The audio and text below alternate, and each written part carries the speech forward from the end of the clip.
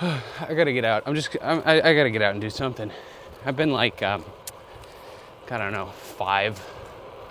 No, that's a little extreme. Just like 3 days of just absolutely no activity. I haven't been able to fit anything in.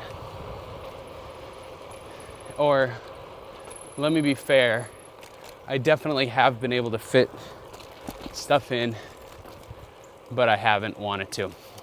We're going analog tonight. We just got the GoPro. No fancy cameras of the future tonight. Let me just check my audio, make sure I'm not getting any wind noise. No, looking pretty good.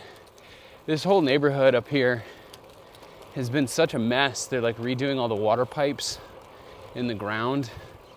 And God, it just seems like one of these projects that's gonna last for absolute forever, because they're just ripping stuff up, laying in these little pipes, closing off roads.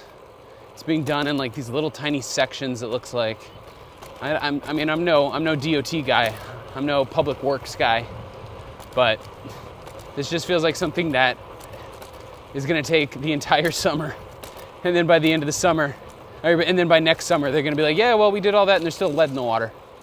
Or something. I don't know. I'm a little bit even convoluted about what this is for. Like what it is they're trying to do or remove. I know there's just these old pipes in the ground, and I guess they're replacing them with giant PEX is what it looks like. Some sort of plastic rubber alternative. Oh, anyway, a long work day. Tired, haven't gotten good sleep. I'm gonna get out and get a little exercise before bed. Just a little something to get the heart rate pumping, to feel a little joy in my life, make a little content. But also, SpaceX stock has taken a real tumble.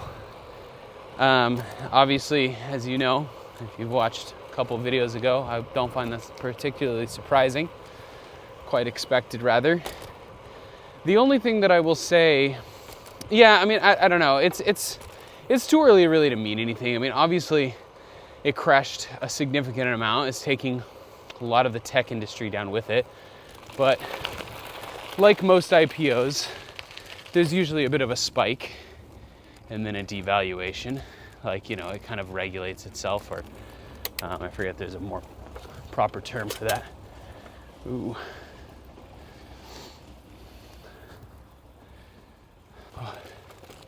It's always awkward. What was I saying? Yeah, I don't know. Obviously, there's gonna be a little bit of a correction. So, it's not like it's this moment of like, it's collapsing. But I do still think it is. Like I saw someone asking, or some news article being like, StockX is below IPO. Should you buy the dip? And I just thought to myself, the dip? You're buying a slide, man. You're buying into a never-ending slide. I don't know. I guess you could buy a short-term dip, perhaps. If it rallies and rebounds, it might. But I think this spells bad news for the whole industry. I think, I just feel like our object permanence is real bad. I mean, I have such an interest in the 2008 financial market, as you know, talk about it all the time.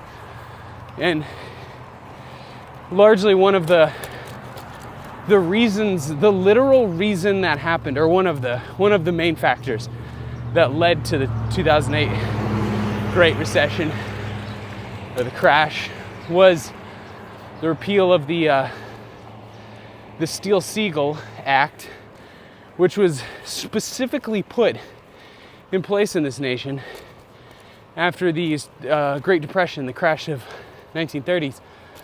And that act was simply to prevent commercial and investment banks from doing business with each other. So essentially, prevented your local bank to prevented them from trading your assets in high-risk financial vehicles. Well, that was repealed in 1999, and then, lo and behold, the thing that it prevents from, the bad thing it prevents from happening, happens, less than a decade later. So, absolutely, no reason to be shocked.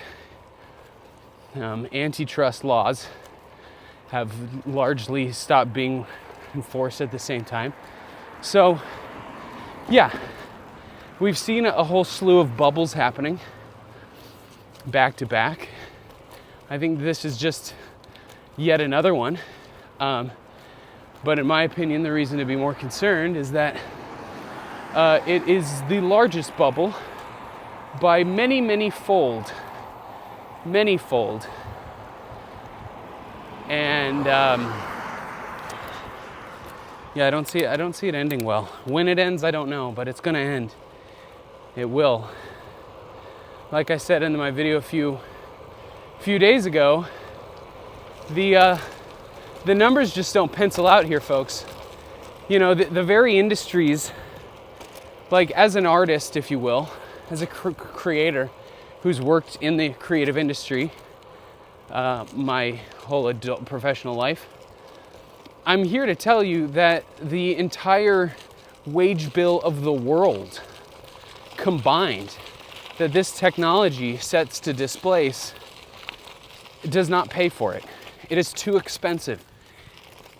When the numbers of AI are forced to work out, when these companies can no longer subsidize this technology, when they actually start having to pay you full price for the energy consumption that it has, it's going to be cheaper to hire a graphic designer than it is to generate your local business logo using an extremely resource demanding, therefore expensive technology. It's a cool technology nonetheless. It's impressive. It's definitely one of the more profound computer science breakthroughs of all time, but it does not stand to reason that it's going to work out economically. Okay, it's enough AI talk. Once you get me going, I can't stop. But we're out here enjoying. Keys Park is quite busy this evening. I'm just trying to stay off the roads. I'm kind of sick of the roads. I'm just gonna hike my bike up this wall, this set of stairs here. So hard to push off. So yeah, on the brighter side, if I may counterbalance some of this negativity, summer's been great. The weather has been quite nice. I know a lot of people have complained about the rain, but up until just the last few days, I haven't found the rain to be terribly prohibitive of the things I enjoy doing. But it's been cool. It's been nice and cool, very temperate. And I thoroughly enjoy nice temperate weather. Feels good. So usually this time of year, I feel like I've got all my ACs firing at full tilt. Is it kilt? No, it's tilt. Full tilt. Whatever. I've got my ACs going full blast. And I'm still sweating. Man, there is this summer, so 2 summers ago, when Evelyn was born, was so brutal. How you doing? It was so brutal. She was, a newborn, you have to hold them all the time. And I'm so sweaty, man. I'm such a sweaty, hot monster that holding on to a snuggly little warm, wrapped up baby who also runs hot. I mean, damn, the two of us would be I would be soaked through my shirt. She would be soaked through her, like, you know, her wrap or whatever, what am I trying to say? Her swaddle. She'd be soaked through her swaddle. I'd be soaked through my shirt. We'd be standing in front of a window AC, but it would just be so hot on that second floor. And at the time, we just didn't have the air conditioners to go around because our house is like, you know, the better part of 100 years old. And so the upstairs doesn't have grounded outlets. And the whole damn, oh, you know what? I'm not supposed to be on the sidewalk. The whole damn circuit breaker needs to be replaced in that house. Gotta manage this intersection here. So anyways, I was just paranoid about having too many air conditioners running upstairs. But anyways, I'm making a left. I'm not supposed to, but I'm not a car. Anyways, borderline, it was so hot. So we all just started camping in Caden's room, which was miserable because I was sleeping on the floor. It was still hot. Damn, that summer, man. It was like the humidity high. And it gets to a point where no matter how, like, there just gets to a level of heat where those smaller units just can't handle it. So anyways, we've evolved since then. Now we have many air conditioners, many window ACs. We try not to use them all at once, but I had to build up the arsenal after those experiences that summer. I was like, we had to go from like the French military to the United States military. You know what I mean?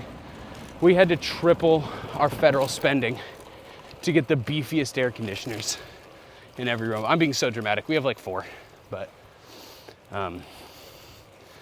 yeah, what I'm not being dramatic about is how freaking hot and sweaty that experience was. So miserable.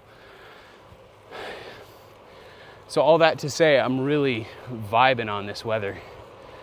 This nice, cool, like, because you never know, you know, these shoulder seasons in New Hampshire, like, the heat of summer is pretty miserable here. Mostly because we all live in old houses. You know, it's not like Dallas where everyone's got the most robust HVAC AC unit. And the winters are just brutal. It's cold, they're dark. So you have to really get your life, you know? You have to get all your dopamine from what often adds up to be about a 4-month experience. And sometimes you get kind of robbed of that, you know? You'll go from a long winter into like an early, brutal summer. So you get very little time to, in the 70s, you know, you just go from like the 50s and 60s with rain to 95 with equivalent humidity. And those are just rough times. They really are.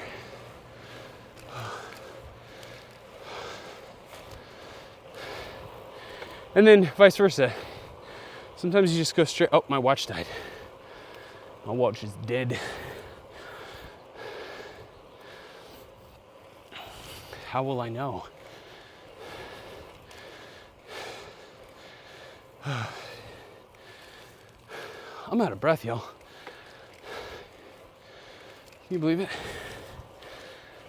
3 days. A week off the bike. I'm wrecked. I guess I'll kind of end it here, maybe.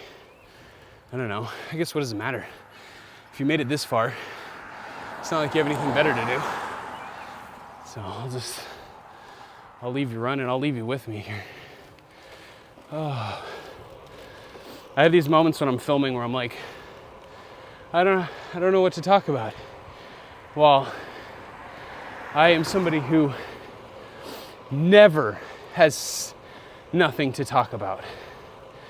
But yet, even though, you know, more than 10 years on camera and performance and, you know, I obviously I'm not camera shy, that's for damn sure.